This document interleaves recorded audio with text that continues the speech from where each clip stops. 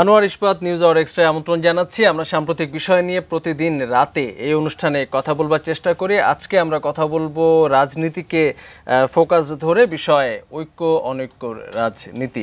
আমরা নির্বাচনের বছর এবং নির্বাচন যত এগিয়ে আসছে তত আমরা আসলে দেখছি যে বিরোধী রাজনৈতিক দলগুলোর মধ্যে এক ধরনের ঐক্য প্রতিষ্ঠার চেষ্টা চলছে। গণমাধ্যমও এ নিয়ে প্রতিদিন আমরা কিন্তু নানা বিশ্লেষণ, নানা আলোচনা দেখতে পাচ্ছি এবং সব মনোযোগ নির্বাচন কেন্দ্রিক কি হবে, এবং নির্বাচন কমিশনও জানিয়েছে খুব শীঘ্রই তাফসিল ঘোষণা হয়ে যেতে পারে, এবং এই তাফসিল ঘোষণা এবং এর পরে জাতীয় নির্বাচনে কি হতে পারে, তার আগে কি সমীকরণে যাবে রাজনীতি, তা নিয়ে বিস্তর আলোচনা চলছে। আমরা এই অনুষ্ঠানেও সেই আলোচনায় থাকতে চাই। আমাদের সঙ্গে তিনজন অতিথি রয়েছেন, তাদেরকে পরিচয় করে দিয়ে আমাদের সঙ্গে রয়েছেন প্রগতিশীল চিন্তাবিদ অধ্যাপক আবুল কাশেম ফজলুল হক, রয়েছেন ঢাকা বিশ্ববিদ্যালয়ের জন ইতিহাস চর্চা কেন্দ্রের সভাপতি এবং ঢাকা বিশ্ববিদ্যালয়ের শিক্ষক অধ্যাপক ডক্টর মেজবাহ কামাল, রয়েছেন আমাদের নতুন সময়ের যুগ্ম সম্পাদক বিভুরঞ্জন সরকার। তিনজনকেই ধন্যবাদ জানাই আমাদের সঙ্গে আলোচনায় যুক্ত হবার জন্য। যে আলোচনাতে আসলে আমরা ছিলাম যে গত কয়েকদিন ঐক্য অনৈক্য এবং বৃহত্তর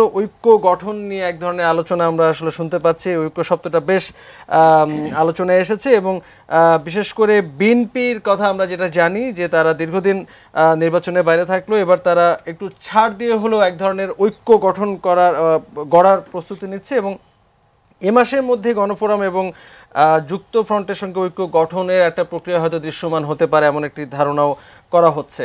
আমরা এই বিষয়টা নিয়ে একটা ভূমিকা আলোচনায় যেতে চাই। অধ্যাপক আবুল কাশেম ফজলুল হক, আপনাকে দিয়ে শুরু করছি আলোচনা। নির্বাচন সামনে নিয়ে নির্বাচন বিষয়ক নানা রকম কর্মতৎপরতা রাজনৈতিক মহলে দেখা দেয়, আমাদের এখানেও সেটা চলছে। বাস্তবে যে ব্যাপারটা আমি লক্ষ্য করি সেটা হলো ক্ষমতাসীন আওয়ামী লীগ অন্য সব দলের তুলনায় অনেক বেশি শক্তিশালী এবং সরকারের বাইরে যেসব দল আছে সেই দলগুলো জনসাধারণের সামনে কোনো স্পষ্ট রাজনৈতিক বক্তব্য, কোনো স্পষ্ট রাজনৈতিক কর্মসূচি দেয়নি। আর দল গঠনের জন্যে রাজধানী ঢাকা থেকে আরম্ভ করে প্রতিটা জেলায়, প্রতিটা উপজেলায় কমিটি গঠন এবং কমিটিকে কাজের মাধ্যমে সক্রিয় রাখা, এই ব্যাপারটাও নেই। বিএনপি সব জেলায় উপজেলায় আছে, কিন্তু একটা রাজনৈতিক বক্তব্য দিয়ে কর্মীদেরকে ঐক্যবদ্ধ রাখা, কর্মীদেরকে সক্রিয় রাখা, সর্বোপরি জনমনে আশা সৃষ্টি করা, জনসমর্থন অর্জন করা, এই ব্যাপারটা বিএনপির মধ্যে নেই। আজকে 11 বছর ধরে বিএনপি ক্ষমতার বাইরে আছে। এই সময়ে প্রকৃতপক্ষে সুস্পষ্ট জনগণকে আকৃষ্ট করার মতো, জনগণ আগ্রহী হবে এরকম কোনো কর্মসূচি দেয়নি। প্রেস কনফারেন্স করে নানান সভা সমিতিতে কিছু কিছু বক্তব্য দেওয়া হয়, এগুলো মুখে মুখে বলা হয় অধিকাংশ ক্ষেত্রে এবং সংবাদপত্রে সংক্ষিপ্ত করে ছাপা হয়, এই জায়গাতেই শেষ হয়ে যায়।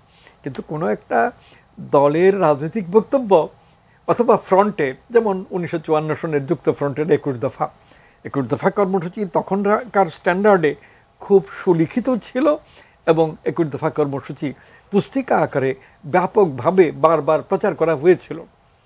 একইভাবে আওয়ামী লীগের 6 দফা 1960-এর দশকে এইটাও সুন্দর পুস্তিকা আকারে প্রকাশ করে জনমনকে জয় করার জন্যে বারবার ক্রমাগত প্রচার করেছে এবং আওয়ামী লীগের যেসব কমিটি ছিল ইত্যাদি সেগুলো সক্রিয় থেকেছে। অনেক জায়গায় কমিটি ছিলই না, ন্যাপ আওয়ামী লীগ বিভক্ত হয়ে গেছে, ন্যাপও যে তখন দুর্বল ছিল তা না, কিন্তু যেসব জায়গায় কমিটি আওয়ামী লীগের ছিল না সেগুলো 6 দফা কর্মসূচি দেওয়ার পরে দ্রুত গড়ে উঠেছে। ছাত্রলীগের কমিটি অনেক জায়গাতেই ছিল না, আমরা দেখেছি, এবং ছাত্রলীগের কমিটিও 6 দফা কর্মসূচি প্রচার করার 3 মাসের মধ্যে প্রায় সর্বত্র হয়ে গেছে। জেলা লেভেলে, উপজেলা লেভেল পর্যন্ত তখন কমই বিস্তৃত হয়েছে। তখন যে কথাটা বলতে চাইছি যে সরকারের বাইরে যেসব দল আছে সেই দলগুলো শক্তি অর্জন করার জন্য ঐক্যবদ্ধ হতে চাইছে।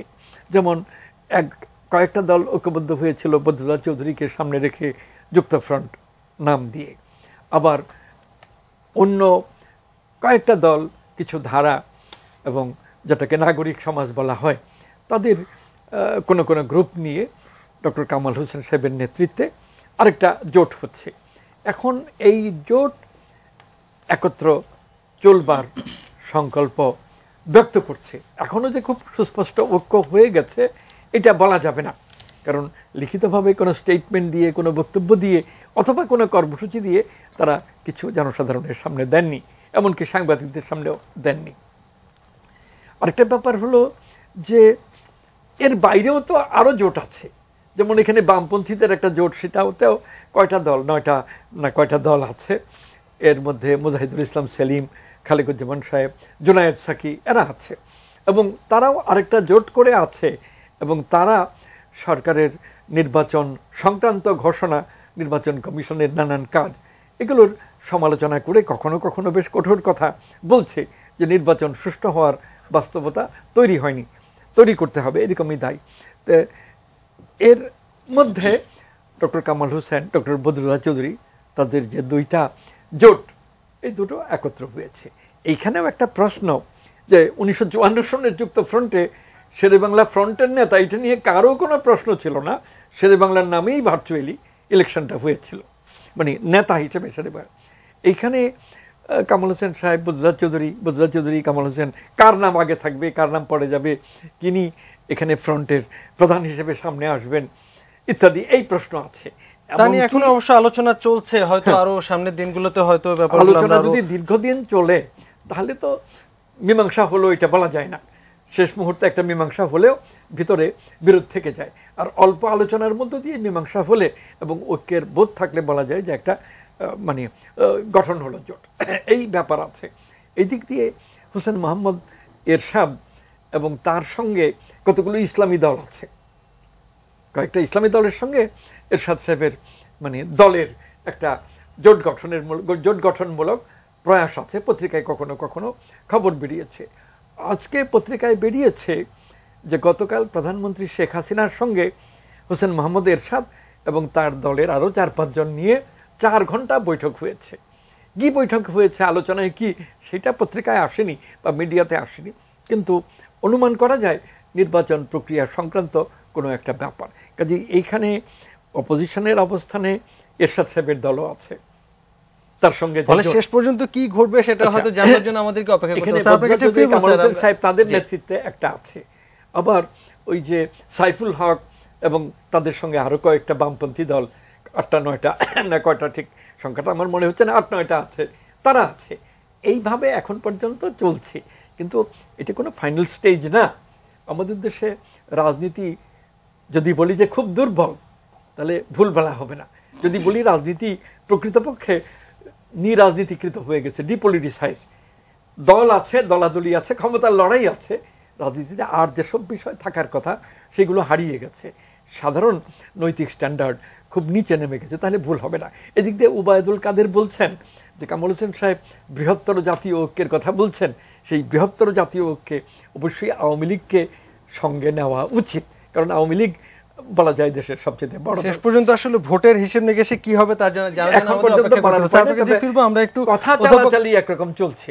জি, আমরা একটু অধ্যাপক মেজবাহ কামালের কাছে যেতে চাই। যে আলোচনাটি অধ্যাপক আবুল কাশেম ফজলুল হক শুরু করলেন, সেই আলোচনার ধারাবাহিকতা আপনার কাছে আসলে জানতে চাইবো যে আলোচনায় গণফোরাম এবং যুক্তফ্রন্টের কথা আমরা শুনতে পাচ্ছি, এবং গ্রহণযোগ্য এবং অংশগ্রহণমূলক নির্বাচন হবার পাশাপাশি ব্যক্তিকেন্দ্রিক রাষ্ট্র ক্ষমতায় ভারসাম্য আনা, আইনের শাসন প্রতিষ্ঠা করা, সাংবিধানিক প্রতিষ্ঠানগুলোকে শক্তিশালী এবং কার্যকর করার জন্য একটা ঐক্যমত্য এবং সুনির্দিষ্ট অঙ্গীকারের কথা কিন্তু যুক্তফ্রন্ট এবং গণফোরামের পক্ষ থেকে বলা হচ্ছে, যেটি হয়তো এই বৃহত্তর জোট গঠনের ক্ষেত্রে হয়তো অনেকটাই প্রভাব বিস্তার করতে পারে।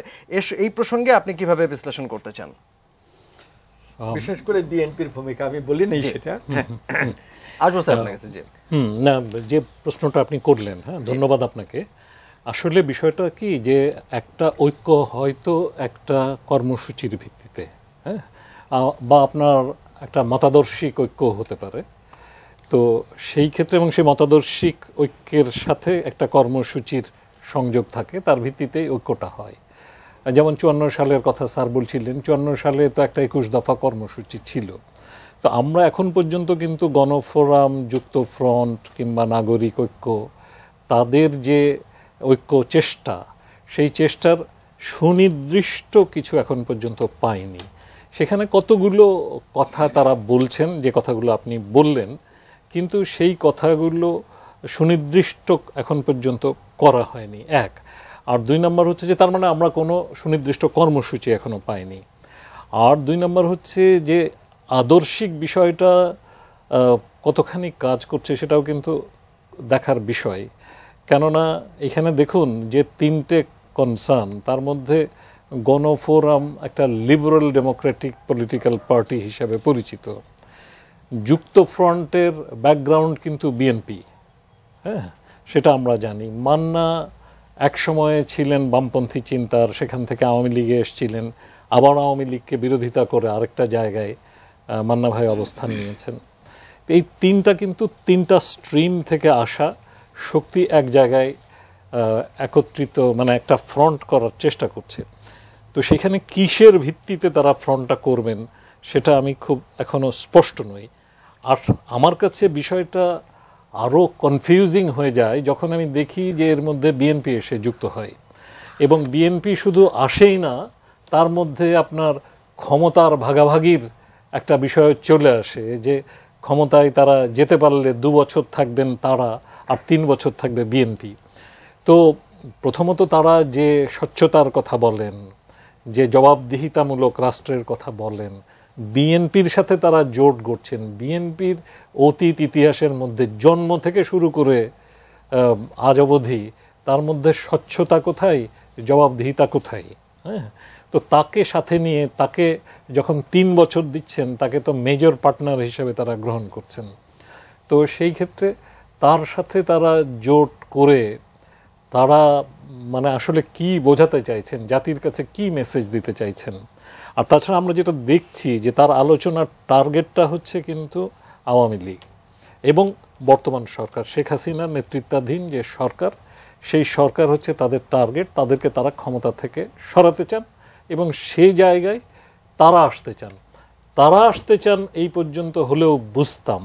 তারা শুধু আসতে চান না, তারা বিএনপিকে সাথে আনতে চান এবং বিএনপির হাতে আলটিমেটলি আপনার ওই ব্যাটনটা হস্তান্তর করতে চান। যে রিলে রেসের ব্যাটন থাকে না, সেই ব্যাটনটা হস্তান্তর করতে চান বিএনপির হাতে। তো তাহলে ব্যাপারটা কি হলো? এদের অবস্থানটা তো উভয়ের বিপক্ষে নয়। যেমন বাম গণতান্ত্রিক ফ্রন্ট, তার যে একটা বক্তব্য তারা এখানে আনছেন, তাদের বক্তব্যের আমি কিন্তু অন্তত এইটুকু বুঝি যে তারা এটাকে একটা মতাদর্শিক জায়গা থেকে ব্যাখ্যা করার চেষ্টা করছেন এবং তারা আপনার একদিকে ক্ষমতাসীন সরকারকেও বিরোধিতা করছেন, আবার বিএনপি জামাতের যে জোট তারও বিরোধিতা করছেন। তারা একটা মতাদর্শিক অবস্থান নিয়ে একটা বিকল্প হাজির করার চেষ্টা করছেন। এখনও তাদের কণ্ঠস্বর খুব জোরালো নয়, এখনও তারা একটা সুস্পষ্ট ধারণা দিতে পারেননি যে তারা ক্ষমতায় যে কি করতে চান, সে ব্যাপারে অস্পষ্টতা আছে, কিন্তু তাদের দিশাটা মোটামুটি বোঝা যায়। কিন্তু আমি এই যে গণফোরাম, যুক্তফ্রন্ট, নাগরিক ঐক্য, বিএনপি, এর কোনো আসলে আমি দিশা দেখি না। হ্যাঁ, তো ফলে আমার কাছে যেটা মনে হয় যে আপনার এরকম একটা মানে সোজা কথায় কি বলবো, বাংলা ভাষায় কথা হচ্ছে জগা খিচুড়ি।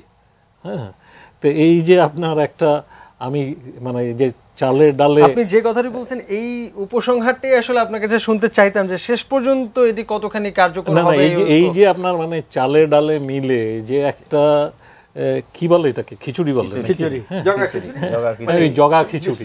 তো এই আপনার এইরকম একটা জায়গা থেকে আসলে জনতা কি মেসেজ পাবেন? আমি কিন্তু স্পষ্ট করে বলি, যেটা আমি স্যারের কথা থেকে এই জায়গাটা গ্রহণ করব, যে আপনার আসলে জনতার কাছে কিন্তু মানুষের কাছে একটা স্পষ্ট মেসেজ নিয়ে আসতে হবে যে আমি এর জন্য দাঁড়াই, এইখানে আমি রাষ্ট্র ক্ষমতায় যাব, এই আমার কর্মসূচি, এবং আমি ক্ষমতায় যে এই কাজগুলো করব। এখন তারা এই করছেন, আমরা এই পয়েন্টে বিরোধিতা করি এবং আমরা যে এই পরিবর্তনটুকু করব। যদি সেরকম কোনো সুনির্দিষ্ট, যদি তারা ভবিষ্যতের চিত্র অঙ্কন করতে না পারেন, যা দিয়ে জনগণের জীবনে মৌলিক পরিবর্তন সাধিত হবে, সেই স্বপ্ন যদি তারা তৈরি করতে না পারেন, সেই স্বপ্ন, তাহলে জনগণ তাকে কেন সমর্থন করবে বলেন? আমি মনে করি যে এগুলো হচ্ছে আপনার, এগুলো নির্বাচনকে সামনে রেখে দৃষ্টি আকর্ষণের জন্য এক ধরনের আপনার জিগস পাজল। হ্যাঁ, তো এই পাজলের খেলা চলবে, কিন্তু এ দিয়ে আসলে আমাদের রাজনীতিতে কোনো গুণগত পরিবর্তন। আমরা এই বিষয়টি নিয়ে আরো আলোচনায় থাকতে চাই। একজন দর্শক আমাদের সঙ্গে আছেন, আলোচনায় ঢুকতে চান। তিনি কে আছেন আমাদের সঙ্গে? আমি আছি মাদারীপুর থেকে মোহাম্মদ নুরুল আলম শেখ। জি, আমি ডক্টর মিসবাহ কামালের কাছে একটা প্রশ্ন করতে চাই। জি, সেটা হলো যে বিএনপি ডক্টর কামাল হোসেন, বদরুদ্দোজা চৌধুরী, মাহমুদুর রহমান মান্না তাদের নিয়ে যে ঐক্য করছে, আসলে এই যে তাদের যে দল, তাদের কতটুকু জনসমর্থন আছে যে তারা তাদের নিয়ে এত একটা হই হুল্লা ফেলাই দিছে দেশে? কি এমন জনসম্পৃক্ততা তাদের আছে যে তারা? অনেক ধন্যবাদ দর্শক, অনেক ধন্যবাদ অধ্যাপক মিসবাহ কামাল। কিন্তু ঠিক আপনি প্রশ্ন করবার আগে এই প্রশ্নেরই আসলে জবাব দিচ্ছিলেন। আমরা এই আলোচনায় আবারও সুযোগ হলে আপনার প্রশ্নের জবাব নিয়ে আবারও আলোচনা করব। বিভুরঞ্জন সরকারের কাছে একটু ছোট করে যেতে চাই। বিএনপি নিয়ে তো অনেক আসলে আলোচনা হলো এবং বিএনপির অবস্থাটা আসলে এখন আমরা যেরকম দেখছি যে দলের চেয়ারপারসন তিনি আসলে কারাগারে রয়েছেন এবং ভারপ্রাপ্ত চেয়ারম্যান তিনি আছেন দেশের বাইরে, অচিরেই তিনি দেশে আসবেন এমন অবস্থাও আসলে পরিস্থিতি নেই। এবং আমরা দেখতে পাচ্ছি যে যুক্তফ্রন্ট থেকে বি চৌধুরী জানিয়ে দিয়েছেন তিনি এই ঐক্যের যে মহাঐক্য হতে যাচ্ছে বা বৃহত্তর ঐক্য, তিনি নেতৃত্বের পদ তিনি নেবেন না। কিন্তু আসলে কাকে সামনে রেখে এই ঐক্যটি আসলে প্রতিষ্ঠিত হবে বা এগিয়ে যাবে পুরো উদ্যোগটি, এটি নিয়ে কিন্তু এক ধরনের আলোচনা আসলে আমরা দেখতে পাচ্ছি। আপনি পুরো ব্যাপারটিকে কিভাবে বিশ্লেষণ করবেন? ধন্যবাদ আপনাকে। মানে আমি ঐক্য আলোচনার যে বিষয় আর কি, ঐক্য অনৈক্য, আমাদের দেশে সাধারণভাবে একটা কথা চালু আছে যে বাংলাদেশে বহু রাজনৈতিক দল, 40টি দল তো নিবন্ধিত, নিবন্ধনের বাইরেও অনেক দল আছে। কিন্তু বলা হয়ে থাকে আসলে বাংলাদেশের রাজনৈতিক দল হলো দুটি, একটি হলো আওয়ামী লীগ আর একটা হলো অ্যান্টি আওয়ামী লীগ। এখনও কিন্তু ঐক্য এবং অনৈক্যের যে ধারা আমরা লক্ষ্য করছি সেখানেও কিন্তু প্রায় একই জিনিস। ঐক্য সাধারণত হয়ে থাকে, আমাদের শ্রদ্ধেয় দুজন শিক্ষক বলেছেন যে আদর্শের ভিত্তিতে, মতের মিল হলে, নীতির মিল হলে, একটা কর্মসূচির ভিত্তিতে, ন্যূনতম একটা কর্মসূচির ভিত্তিতে ঐক্য হয়ে থাকে। এই 11 দফা হয়েছে, 6 দফা হয়েছে, ছাত্রদের 11 দফা হয়েছে, 6 দফা, তো এরকম একটা দফা ভিত্তিক ঐক্য হয়। কিন্তু এখন আমরা যখন যেটা দেখতে পাচ্ছি, এখন আসলে হচ্ছে গড়মিলের ঐক্য, মেলানো যায় না যে এর সঙ্গে এ কিভাবে মিলছে, এটা কিন্তু মেলানো যায় না।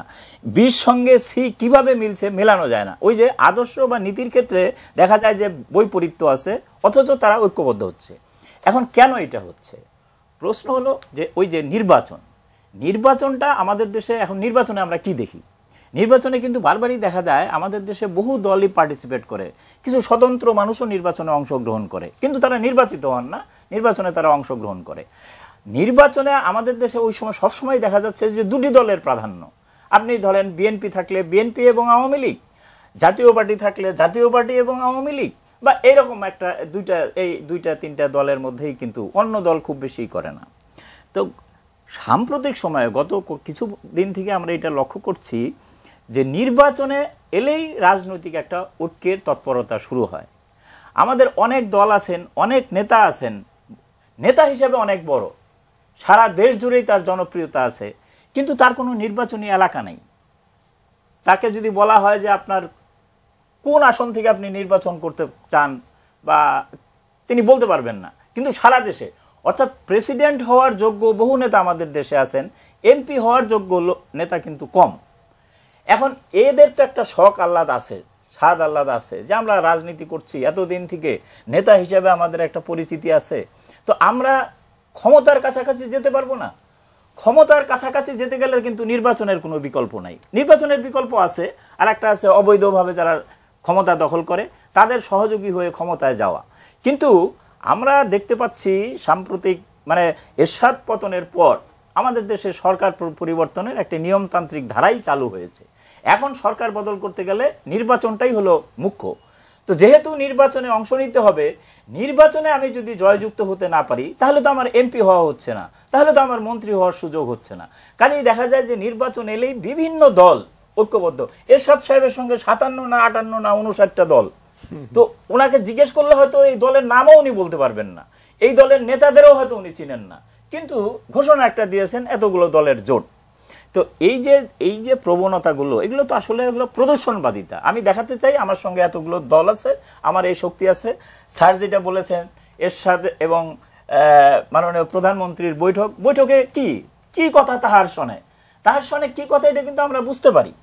এই রাজনৈতিক আলোচনা ছাড়া কিন্তু অন্য কোনো খোঁজ গল্প তাদের হয়নি। নির্বাচন যেহেতু আসছে, এরশাদ বাইরে প্রকাশ্যে বলছেন যে যদি বিএনপি নির্বাচনে আসে তাহলে আমি একরকম, আর যদি বিএনপি না আসে তাহলে একরকম। তার মানে কি? নীতি আদর্শ কিন্তু ব্যাপার না, ব্যাপার হলো যে ক্ষমতার অংশীদারিত্বে উনি থাকছেন কিনা। তা আমাদের এই রাজনৈতিক ঐক্যগুলো কিন্তু এখন সেই পর্যায়ে গেছে। এখন দেখেন, স্যার বলেছেন যে 21 দফার যে ঐক্য, 54 যুক্ত ফ্রন্টের যে ঐক্য, তখন একজন ছিলেন অন্তত যাকে সবাই মিলে মেনেছেন, শেরে বাংলা একে ফজলুল হক। শুধু তাই না, তখন কিন্তু হক, ভাসানী, সরোয়ার্দী একসাথেই 3টি নাম কিন্তু উচ্চারণ হয়েছে। এই এই এই এই জায়গায় মানুষের মধ্যে একটা ঐক্য ছিল যে বঙ্গবন্ধু তো তখন মানে বয়সে এবং নেতৃত্বে মানে তরুণ, ওনাদের থেকে তুলনামূলকভাবে, কিন্তু সংগঠক হিসেবে হয়তো তিনি তখনও অনেক এগিয়ে ছিলেন। কিন্তু এই যে 3টি নাম, এই নামগুলো কিন্তু মানুষকে জাগ্রত করেছে, মানুষকে আশাবাদী করে তুলেছে। তারা জানে যে এদের সঙ্গে শেখ মুজিব, তাজউদ্দিন আহমেদ বা এই ধরনের অলি আহমেদ বা এই ধরনের একটা বিরাট একটা জোট, বামপন্থীরা, কমিউনিস্টরা এরা আছে, কাজেই এদের পেছনে দাঁড়ানো যায়। কিন্তু আজ ডক্টর কামাল হোসেন, বদরুদ্দোজা চৌধুরী, আসম আব্দুর রব, মাহমুদুর রহমান মান্না, এদের পেছনে কে দাঁড়াবে? এদের কি সম্মান আছে? হ্যাঁ, ব্যক্তিগতভাবে তারা সবাই হয়তো অনেক সম্মানী মানুষ। ডক্টর কামাল হোসেন একটা বিরাট রাজনৈতিক বলে আইনজ্ঞ মানুষ, আন্তর্জাতিক খ্যাতি সম্পন্ন, বঙ্গবন্ধুর সান্নিধ্য পেয়ে তিনি রাজনীতিতে এসেছেন, তিনি বঙ্গবন্ধুর ছেড়ে দেওয়া আসনে সংসদ সদস্যও হয়েছেন। ডক্টর কামাল বদরুদ্দোজা চৌধুরী, তারও একটা রাজনৈতিক ব্যাকগ্রাউন্ড আছে, তার বাবা আওয়ামী লীগের মন্ত্রী ছিলেন, এমপি ছিলেন, কফিল উদ্দিন চৌধুরীর ছেলে, তিনি একজন নামকরা চিকিৎসক, জিয়াউর রহমানের হাত ধরে তিনি রাজনীতিতে এসেছেন। কিন্তু পরের ইতিহাস কি ওনাদের? ওনাদের এই মর্যাদা, এই সম্মান রক্ষা করতে পেরেছেন? যেহেতু পারেন নাই, মানুষ কিন্তু ওনাদের বিশ্বাস করে না। ওনারা ডাক দিলেই মানুষ সাড়া দিবে, এইটা হওয়ার সম্ভাবনা খুব কম। এই যে বদরুদ্দোজা চৌধুরী সাহেব বলছেন যে ঐক্যের নেতৃত্ব উনি দিবেন না, আমি তো মনে করি যে উনি খুব বিচক্ষণতার সঙ্গে এই কথাটা বলেছেন, কারণ উনি জানেন উনি ডাক দিলে ওনার পেছনে কতজন মানুষ যাবেন। শেষ পর্যন্ত আসলে এই ঐক্য কতখানি কার্যকর হবে, আমরা একটু ছোট্ট একটা বিরতি নিতে হচ্ছে আমাদেরকে। ফিরে এসে আপনার কাছে প্রথমে আসবো, একটা ছোট বিরতি নিয়ে আমাদের আলোচনাটা আমরা কন্টিনিউ করি। দর্শক কিছুক্ষণ পরে ফিরবো, সঙ্গে থাকবেন।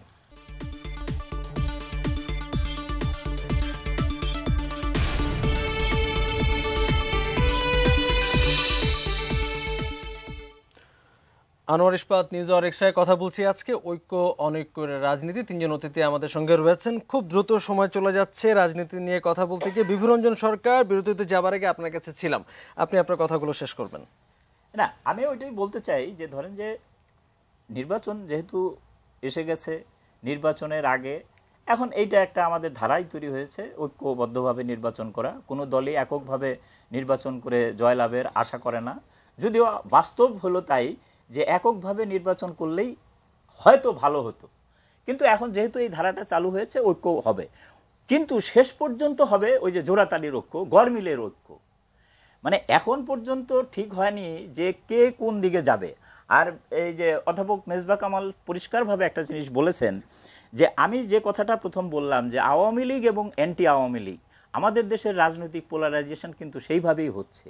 যেই জোটগুলো গঠন হচ্ছে, যেই জোটগুলোর কথা শোনা যাচ্ছে, সেই জোটগুলো কিন্তু দুই দলের, মানে যারা ক্ষমতাসীন বা ক্ষমতা প্রত্যাশী বড় দুটি দল আওয়ামী লীগ এবং বিএনপি সমান সমালোচনা করে না।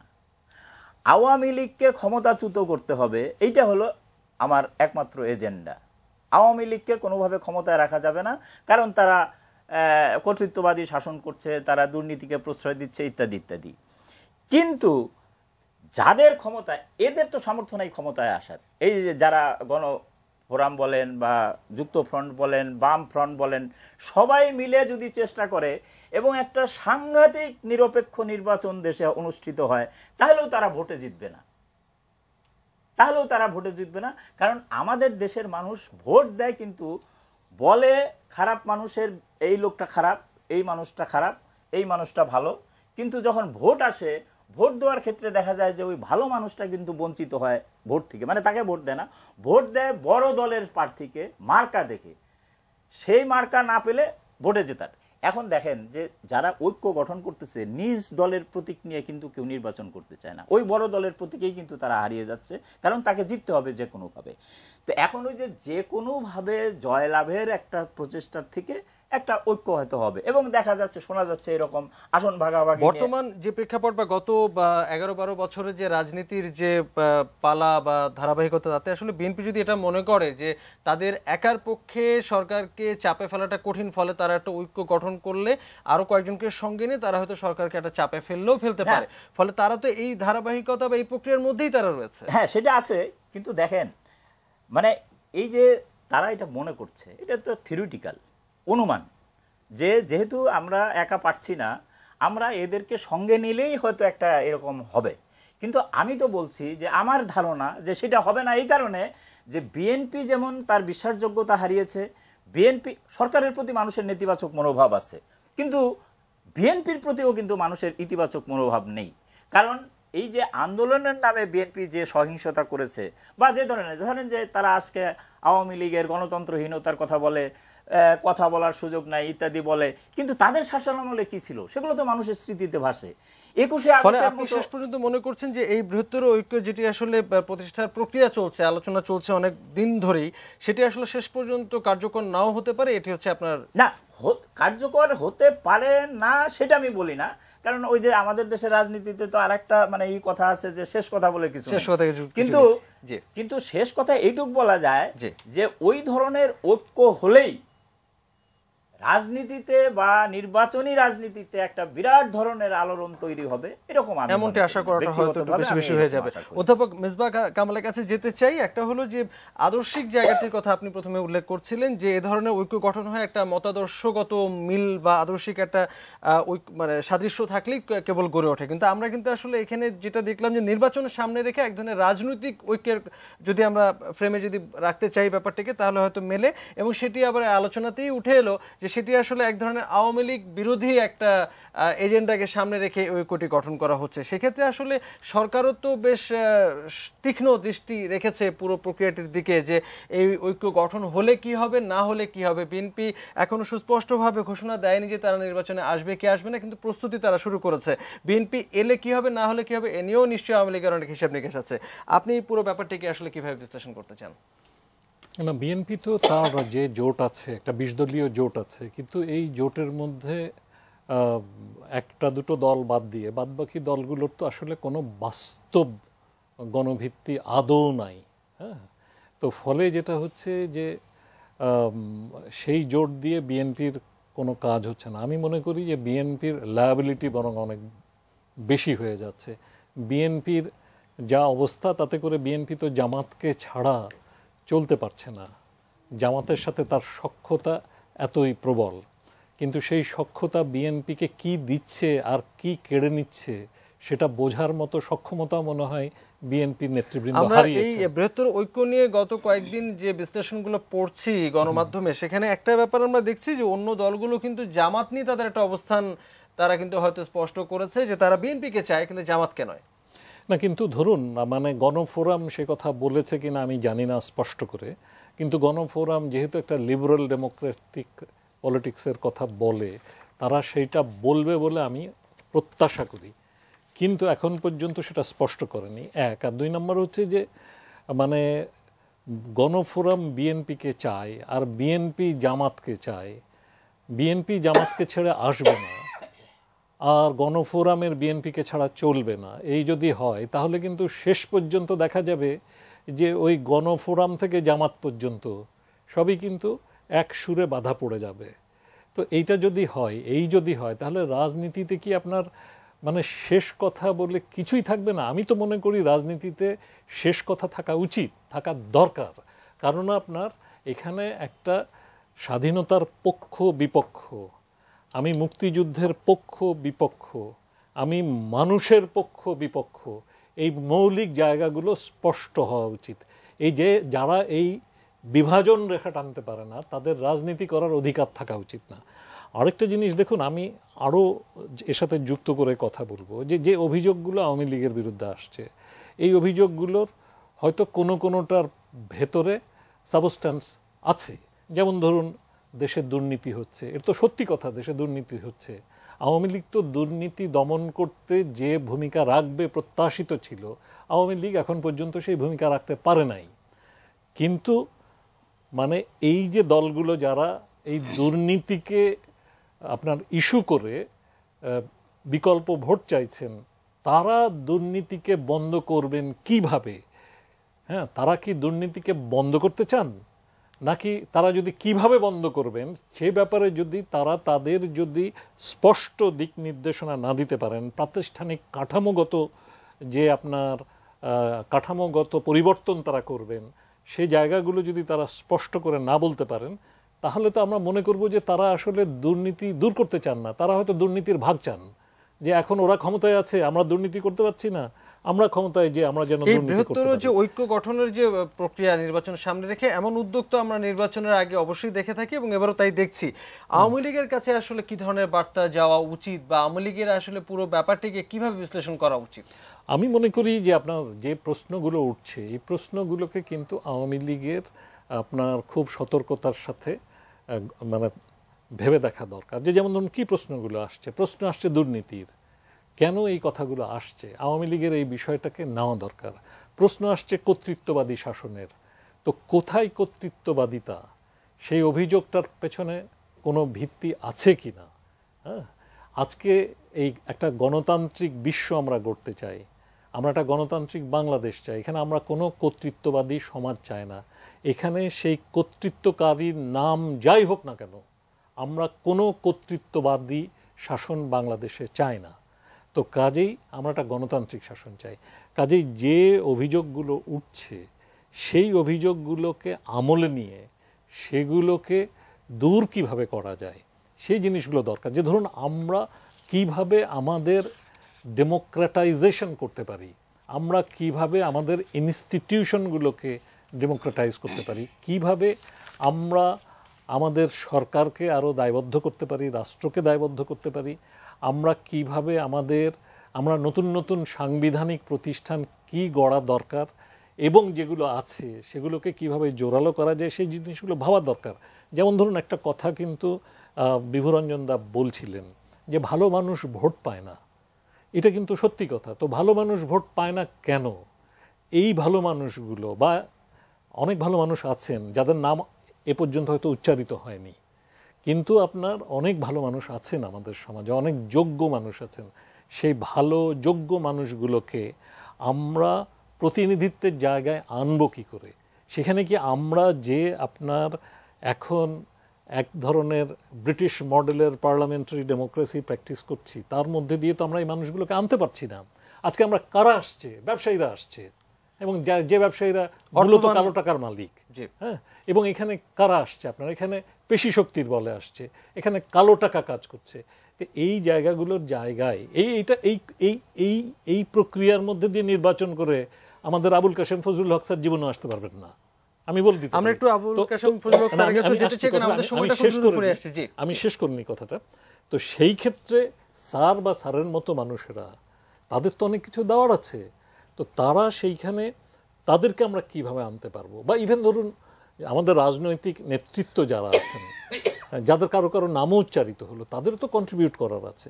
সেই ক্ষেত্রে আমরা কি ধরুন পৃথিবীর অনেক দেশে তো উচ্চ কক্ষ আছে, হ্যাঁ, এবং আপনার মানে House of Commons, House of Lords কথাটা আমি পছন্দ করি না, কিন্তু সেখানে উচ্চকক্ষ, নিম্নকক্ষ বা আপনার যে নামেই ডাকেন সেরকম লোকসভা, রাজ্যসভা আছে, সেখানে বিধানসভা আছে, লোকসভা আছে, রাজ্যসভা আছে। শেষ করছি। তো এরকম আপনার আমাদের এখানে তো সেটা করা যায়, আমাদের এখানে তো আনুপাতিক প্রতিনিধিত্ব করা যায়। আনুপাতিক প্রতিনিধিত্বের বৈশিষ্ট্যটা হচ্ছে যে সেখানে আপনি কিন্তু দলের এবং কর্মসূচির ভিত্তিতে ভোট প্রত্যাশা করবেন, এবং সেখানে কিন্তু আপনি লিডারশিপে আপনি কিন্তু অধিকতর কেপেবল লোকজনকে আপনি কিন্তু পার্লামেন্টে নিয়ে আসতে পারবেন। তো সেই জায়গাগুলো ফলে কিভাবে আমরা রাজনীতিতে এই করব? গুণগত পরিবর্তনের যে কথাটি আপনি আসলে বলছিলেন সেটি আসলে কতটা দীর্ঘমেয়াদী বা কতটা আসলে রাজনৈতিক সদিচ্ছার উপর নির্ভরশীল সেটি অবশ্যই একটি বড় কোথাও একটা জায়গা থেকে তো শুরু করতে হবে। শুরু করতে হবে। আমরা কখন শুরু করব? আমরা স্যার নিশ্চয়ই এই বিষয়টি 47 নিয়ে বছর পার মানে বড় হয়েছে। করে আলোচনা করতে চাই। আমাদের সময় দ্রুত ফুরিয়ে আসছে বলে আজকের এই আলোচনা যেতে পারছি না। অধ্যাপক আবুল কাশেম ফজলুল হকের কাছে যেতে চাই, যদিও আর একটু বড় করে শুনতে চেয়েছিলাম। একটু বৃহত্তর ঐক্য যেটি আমাদের আজকে আলোচনায় উঠে এলো নানাভাবে, এটির কার্যকারিতা বা শেষ পর্যন্ত আমরা একটু উপসংহারও পৌঁছাতে চাই। আপনার কাছে শুরু করেছিলাম ভূমিকা, উপসংহারের আলোচনাটাও আপনাকে দিয়ে শুরু করতে চাই। ব্যাপার হলো এই নির্বাচনকে সামনে নিয়ে দেশের রাজনৈতিক উন্নতি হবে, এই ব্যাপারে খুব বড় করে কিছু আশা করলে ভুল হবে। যেরকম রাজনীতি আমাদের হয়ে আসছে এবং গত 47 বছরের মধ্যে যত নির্বাচন হয়েছে সেগুলো যে স্ট্যান্ডার্ডের হয়েছে সেই ধারাবাহিকতাই এই নির্বাচন হবে। হঠাৎ করে অনেক ভালো হয়ে যাবে এটা ভাবা বাস্তবসম্মত না।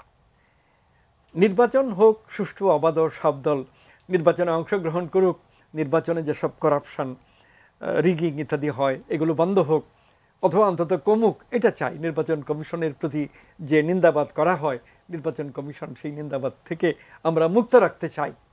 এগুলো হলো আমাদের চাওয়া। এখন এই পথে যাত্রা অনেক দূর সম্ভব হবে না। বাংলাদেশের রাজনীতির একটা টোটাল রিকনস্ট্রাকশন দরকার, মৌলিক পুনর্গঠন দরকার। সেই মৌলিক পুনর্গঠনের চিন্তা নির্বাচন হয়ে যাওয়ার পর আরম্ভ করা যায়। এখন নির্বাচনের উত্তেজনার মধ্যেও আরম্ভ করা যায়, কিন্তু বিশেষভাবে নির্বাচন হয়ে গেলে একটা 5 বছর সময় যেভাবেই হোক, যেভাবেই সরকার পরিবর্তন তো জানুয়ারি মাসের শেষ দিকে হবে। তো হলে তখন যে সময়, তখনের জন্য এই যে আনুপাতিক প্রতিনিধিত্বের সরকারের কথা, এটা তো ভাষা কথা। আমি দেখেছি এই যে নাজমুল ইসলাম কলিমুল্লাহ, তার একটা বই আছে, আমি সেই বই পড়েছি। খুব কষ্ট করে যে বিষয়টা লেখা হয়েছে তা আমার মনে হয়নি। বাংলাদেশের বাস্তবতায় আরও স্পষ্ট করা দরকার। ফেরদৌস কুরেশি এই আনুপাতিক প্রতিনিধিত্বের সরকারের কথা বাংলাদেশে সবার আগে বলেছেন এবং তিনি 2বার 2টা পুস্তিকা দিয়ে বিষয়টা বোঝাবার চেষ্টা করেছেন, কিন্তু আমার মনে হয় না যে যথেষ্ট স্পষ্ট করে তিনি বলতে পেরেছেন। সিপিবি এই মঞ্জুরুল হাসান খান, তারা পুস্তিকা আকারে আনুপাতিক প্রতিনিধিত্বের কথা বলেছেন লিফলেটের মধ্যে, আমার মনে হয় স্পষ্ট করতে পারেননি। আমি দেখেছিলাম যুগান্তর পত্রিকায় পরপর 3 দিন, সেটাও 7-8 বছর আগে, হোসেন মোহাম্মদ আরশাদ স্বনামে একটা আর্টিকেল লিখেছিলেন, আমাদের আনুপাতিক প্রতিনিধিত্বের সরকার হলে সমস্যার সমাধান হবে। এবং আমার মনে হয়েছে তুলনামূলকভাবে তিনি কিছু বিষয় স্পষ্ট করতে পেরেছিলেন, কিন্তু তিনি তো ওই বক্তব্য নিয়ে দাঁড়াননি এবং এই বক্তব্য একজন লেখক হিসেবে তিনি লিখেছেন, তিনি তো তার দলের মধ্যেও ওই বক্তব্য নিয়ে আনেননি। কাজেই আনুপাতিক প্রতিনিধিত্বের সরকারের ধারণাটাকে স্পষ্ট করা উচিত। আনুপাতিক প্রতিনিধিত্বের ব্যাপারে যেটা হয়, স্যার আমি একটু নিরুপায় হয়ে আপনাকে একটু থামাচ্ছি, কারণ আমাদের একটু ব্রেক না নিলেই নয়। আমরা আপনার এই বক্তব্যটা দুভাগে শুনতে চাই, এরপরে ফিরে এসে আমাদের ছোট্ট একটা অংশ আছে, তখন আপনার বক্তব্যটা আমরা পুরোটা ভালো করে শুনতে চাইবো। আমরা একটা ছোট্ট বিরতি নিয়ে ফিরতে চাই। দর্শক সঙ্গে থাকবেন আশা করি।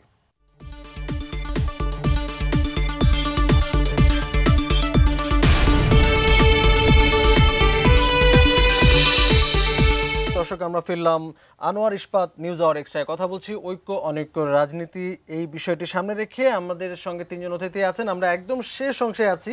বিরতিতে যাবার আগে অধ্যাপক আবুল কাশেম ফজলুল হক, আপনার সঙ্গে কথা বলছিলাম। আপনি নানা প্রসঙ্গে আপনার বিশ্লেষণগুলো আমাদেরকে শোনাচ্ছিলেন, সেখান থেকে আমি একটু মনে করিয়ে দিই যে আপনি বলছিলেন আনুপাতিক প্রতিনিধিত্বের কথা এবং আমাদের আলোচনায় উঠে এসেছিল দ্বিকক্ষ বিশিষ্ট পার্লামেন্ট ব্যবস্থার কথা আমাদের এখানে উঠে এসেছিল। আপনি নিশ্চয়ই আপনার বক্তব্য শেষ করুন, আর আমরা একটু পরিষ্কার করে জানতে চাই আপনার কাছে যে বর্তমান বাংলাদেশের রাজনৈতিক পরিস্থিতি বা প্রেক্ষাপটে এই আনুপাতিক প্রতিনিধিত্ব, যেটি আসলে যে বৃহত্তর রাজনীতির যে একটি ঐক্য গঠনের প্রক্রিয়া নিয়ে আমাদের আলোচনাটা শুরু হয়েছিল, তার ধারাবাহিকতা আমাদের আলোচনায় এলো, এটি আসলে কতখানি সম্ভব বা এর কার্যকারিতা বা এটি বাস্তবায়ন করা, এটা নিয়েও আপনি নিশ্চয়ই বিশ্লেষণ করবেন, শুনতে চাই। আনুপাতিক প্রতিনিধিত্বের যে সরকার গঠন গণতন্ত্রের জন্য এটা আজকে খুব দরকার। বাংলাদেশে তো বটেই, পৃথিবীর সব রাষ্ট্রে, কতগুলো রাষ্ট্রে আনুপাতিক প্রতিনিধিত্বের সরকার ব্যবস্থা আছে এবং সব রাষ্ট্রে যে হুবহু একরকম আছে তা না। এক রাষ্ট্রের ইতিহাস, বর্তমান বাস্তবতা, ভবিষ্যৎ সম্ভাবনা অন্য এক রাষ্ট্র থেকে ভিন্ন, সেজন্য কিছু কিছু ভিন্নতা আছে। এক কথায় এই বলতে পারি যে এখন আমাদের কনস্টিটিউয়েন্সি ভিত্তিক নির্বাচন হয়। প্রত্যেক কনস্টিটিউয়েন্সিতে ক্যান্ডিডেট থাকে, যিনি সবচেয়ে বেশি ভোট পান তিনি নির্বাচিত হন। এরকম না, সারা দেশে কোনো কনস্টিটিউয়েন্সি থাকবে না। যেসব রাজনৈতিক দল অংশগ্রহণ করবে তারা রাষ্ট্রভিত্তিক অংশগ্রহণ, তারা তাদের দলের প্রার্থী তালিকা প্রায়োরিটি ভিত্তিতে নির্বাচন কমিশনে জমা দেবে এবং মোট যে ভোট তা থেকে কোন দল কত পার্সেন্ট ভোট পেল সেই অনুপাতে দলগুলোকে ন্যাশনাল অ্যাসেম্বলির মেম্বারশিপ দেওয়া হবে। আওয়ামী লীগ কত ভোট পেল, কত পার্সেন্ট, তার ভিত্তিতে তার সংখ্যা, বিএনপি কত পেল তার ভিত্তিতে, তারপরে বাম দল অথবা অন্য দল আছে তারাও আনুপাতিক প্রতিনিধিত্বের ভিত্তিতে পাবে। এর মধ্যে একটা মিনিমাম থাকে যে অন্তত 1% ভোট না পেলে কোনো মেম্বারশিপ পাবে না, অথবা 2% হতে পারে। তো ওইভাবে সারা দেশ থেকে প্রতীক ভিত্তিক নির্বাচনের মাধ্যমে দলীয় নির্বাচন হয়, তার ভিত্তিতে জাতীয় সংসদ গঠিত হয় এবং জাতীয় সংসদে কাদের সদস্য কত তার ভিত্তিতে মন্ত্রিপরিষদ গঠিত হয়। বিশিষ্ট পার্লামেন্ট ব্যবস্থার কথা তিনি আসলে বলছিলেন, সেটাও তো আসলে আমাদের রাজনীতিতে এক ধরনের পরিবর্তন। বিশিষ্ট পার্লামেন্ট করা অনেক সহজ, সেটা আমাদের পার্লামেন্ট থেকেই করা সম্ভব। যদি সরকার চায় পার্লামেন্টের ভেতর থেকেই দ্বিকক্ষের একটা সাংবিধানিক রূপরেখা পাশ করা, তারপরে সেই সাংবিধানিক রূপরেখা অনুযায়ী পরে ওই আরেকটা উচ্চকক্ষ গঠন করা, এটার জন্যে বেশি জটিলতা নেই। পার্লামেন্টের মাধ্যমে এটা করা সম্ভব, কিন্তু আমাদের তো পার্লামেন্টই বিতর্কিত থাকে যে এই পার্লামেন্ট বৈধ কি অবৈধ, এইসব সমস্যা আছে। তো আনুপাতিক প্রতিনিধিত্বের সরকারে কোনো বিরোধী দল থাকে না, পার্লামেন্টের ভিতরে যারা আছে তারা সবাই, এবং সেইখানে তর্ক বিতর্ক করার পরিপূর্ণ সুযোগ থাকে। আমাদের এখন যেমন যে দল, সেই দলের সিদ্ধান্তের বাইরে যদি কেউ ভোট দেয়, মানে মত প্রকাশ করে কার্যকরভাবে, তাহলে তার মেম্বারশিপ বাতিল হয়। এরকম মেম্বারশিপ বাতিলের কোনো সুযোগ থাকে না।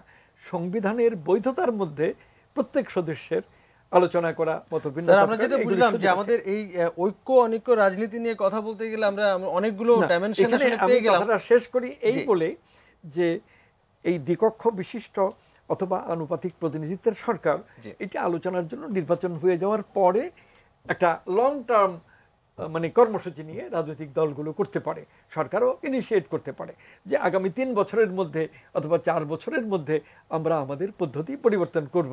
কিন্তু এটা তো নির্বাচন সামনে নিয়ে এখন আলোচনায় আসছে, বুদ্ধিজীবীরা লিখতে পারেন অনেক কথা, কিন্তু কার্যকর করা না। এখন নির্বাচন কিভাবে হবে, এইখানে একটা দুইটা সমস্যার কথা আমরা বলি। আজকে আমাদের আর হাতে একদম সময় নেই, 30 সেকেন্ডের মধ্যে আমরা আলোচনা শেষ করব। দেশে জনমনে অসন্তোষ আছে, সবার মনে না হলেও একটা বড় অংশে নানা রকমের সরকারি দলের চাপ, নির্যাতন ইত্যাদি আছে। আরেকটা কথা বলা হচ্ছে, এই যারা জোট গঠন করছেন, যে সরকার তো বাক স্বাধীনতা দিচ্ছে না, মত প্রকাশ করতে গেলেই নানাভাবে মামলা মোকদ্দমা দিয়ে একটা ভীতি সৃষ্টি করে রাখছে। এই যে ছাত্রদের 2-3টা আন্দোলন, এই আন্দোলনগুলো যেভাবে সরকার সমাধান করে ছাত্রদের সন্তুষ্ট করতে পারত, সরকার তো সেই ধারায়ও যায়নি। এই অসন্তোষগুলো নির্বাচনে নানাভাবে কাজ করবে এবং এই অসন্তোষগুলোই এই জোট যারা গঠন করছেন বলা যায় তাদের পুঁজি। হয়তো আমরা মানে এই পুঁজি তারা কাজে লাগিয়ে কতদূর কি করতে পারবো, কারণ আমাদের এই আলোচনায় উঠে এলো যে যারা আসলে ঐক্য গঠন করছে সেখানেও আসলে নানা রকম সমীকরণে কিছু বিষয় রয়ে গেছে। আমাদের এই আলোচনাটি আসলে প্রতিদিনই চলবে, নির্বাচন না হওয়া পর্যন্ত আমরা নির্বাচনকে নানা সমীকরণে নানা দৃষ্টিকোণ থেকে হয়তো বিশ্লেষণ করবার চেষ্টা করব। আজকের ঐক্য অনৈক্যের রাজনীতি নিয়ে আলোচনা এখানেই শেষ করতে হচ্ছে, আমাদের সময়ও শেষ। 3 জন অতিথিকে আবারও ধন্যবাদ জানাই আমাদের সঙ্গে আলোচনায় যুক্ত হওয়ার জন্য। আর দর্শক, আমরা আনোয়ার ইস্পাত, নিউজ আওয়ার এক্সট্রায় কথা বলছিলাম ঐক্য অনৈক্যের রাজনীতি এবং একই রকম বিষয় নিয়ে আমাদের পরবর্তী আয়োজন পলিটিক্স প্লাস, সেখানে সহকর্মী প্রভাস আমিন কথা বলবেন 2 জন অতিথির সঙ্গে। তার কাছে যাবার আগে ছোট্ট বিরতি নিচ্ছি, সঙ্গে থাকবেন।